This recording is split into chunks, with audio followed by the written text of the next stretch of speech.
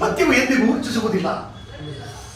ದುರ್ಯೋಧನ, ನಿನ್ನ ಬುದ್ಧಿಯು ವಿಕಲ್ಪವಾಗಿರುವುದು. ಆದ್ದರಿಂದ ಈ ರೀತಿ ನೀನು ಮಾತನಾಡುತ್ತಿರುವೆ.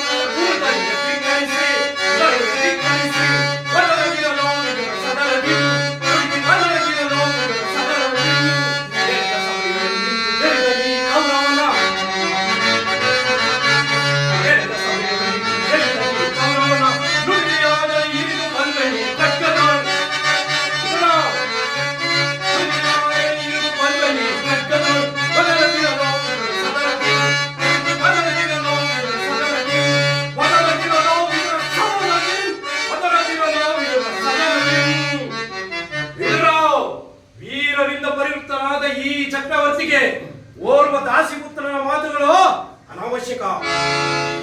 ಸಹೋದರ ದುಶ್ಯಾಸನ, ಈ ವಿದುರನು ಹಿರಿಯರು ಪೂಜ್ಯರು ಎಂದು ಸುಮನಿತ ಮಾತ್ರಕ್ಕೆ ಈ ಸಭೆಯ ಮರ್ಯಾದೆಯನ್ನೇ ಹಾಳು ಮಾಡುತ್ತಿರುವನು. ಈ ಕೂಡಲೇ ಈತನನ್ನು ಸಭೆಯಿಂದ ಆಚೆಗೆ ದೂಡಿಬಿಡು.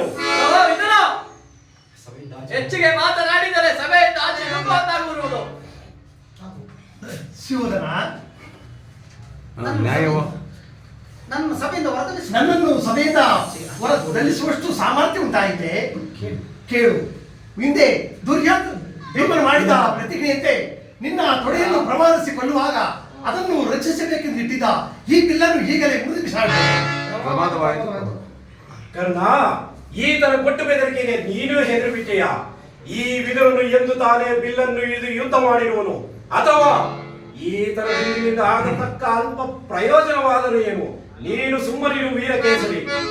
ಈಗ ಎಲ್ಲರೂ ಕೇಳಿರಿ, ಈ ಸಭೆ ದೂತನಾಗಿ ಬರುತ್ತಿರುವ ಕೃಷ್ಣನಿಗೆ ಯಾರಾದರೂ ಎದ್ದು ನಿಂತು ನಮಸ್ಕರಿಸಿದ್ದೆ ಆದರೆ ಈ ಕೂಡಲೇ ಸಭೆಯನ್ನು ಬಿಟ್ಟು ಆಚೆಗೆ ಹೋಗಬೇಕಾದಿತು. ಎಚ್ಚರ! ಸಹೋದರ ದುಶ್ಯಾಸನ, ಎಲ್ಲಿ ನಮ್ಮ ಸೇನಾಧಿಕಾರಿಗಳ ಪಟ್ಟಿಯನ್ನು ಸಿದ್ಧಪಡಿಸಿ ಎಂದು ಹೇಳಿದ್ದೆ, ಸಿದ್ಧವಾಗಿರುವುದೇ? ಎಲ್ಲಿ ಅದನ್ನು ಕೊಡು. ನಾನು ಆ ದಿನ ದ್ವಾರಕೆಗೆ ಹೋದಾಗ ಕೃಷ್ಣನು ನಿದ್ರೆ ಮಾಡುವ ನೆಪದಲ್ಲಿ ನನ್ನನ್ನು ಬಹುವಾಗಿ ಕಾಯಿಸಿದನು. ಈ ದಿನ ಆತನು ಬರುವಾಗ ನಾನು ಅದನ್ನೇ ನೋಡುತ್ತಾ ಕುಳಿತುಕೊಳ್ಳುವೆನು.